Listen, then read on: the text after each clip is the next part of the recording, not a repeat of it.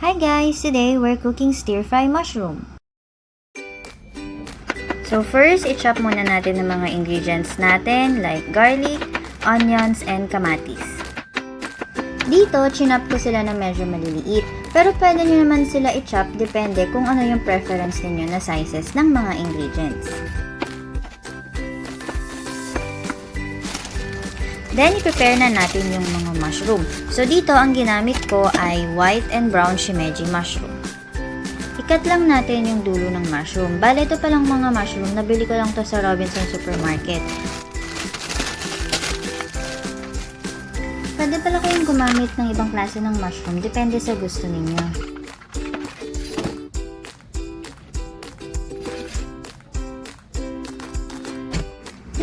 Next is, higasan na natin yung mushroom. Bale dito is, 2 beses ko pala siyang hinugasan.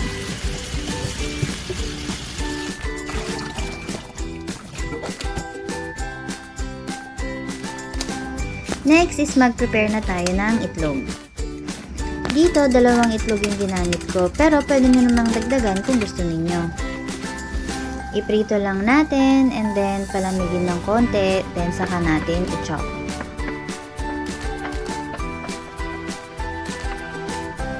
Set aside muna natin yung itlog and then i-chop na natin yung spring onion.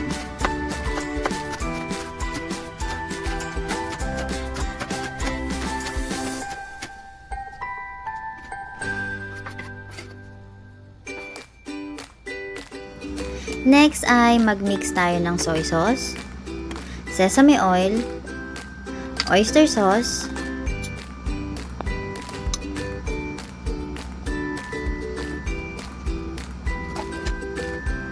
and gochujang.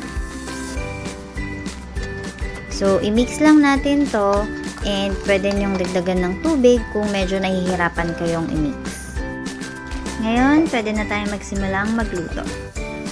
Una, igisa natin ng bawang,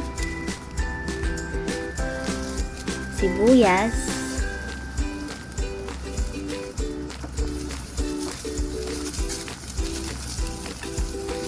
and then kamatis.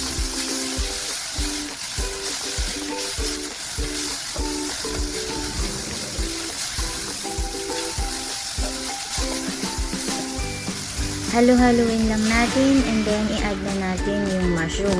Bale dito pala hindi ko na pinakita pero pinakuluan ko muna yung mushroom ng 2 minutes. Takpan muna natin, lutuin natin ng konti and then maglagay tayo ng spring onion. So wag muna natin ilalagay lahat kasi gagawin nating toppings mamaya yung sobra. Ilagay na din pala natin yung minix natin na sauce kanina. Haluin lang ulit natin and hayaan natin maluto yung mushroom.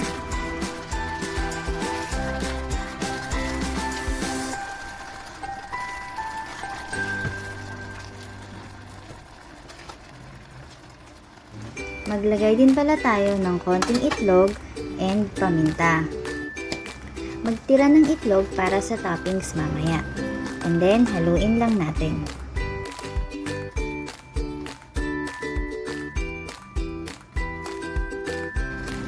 Takpan na natin and antayin nating maluto.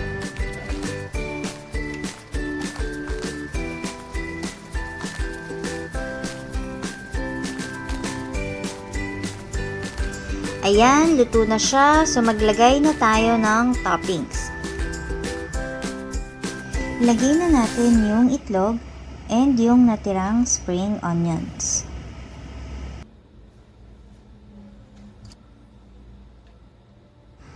So, that's it. Meron na tayong stir-fried mushroom. Happy eating!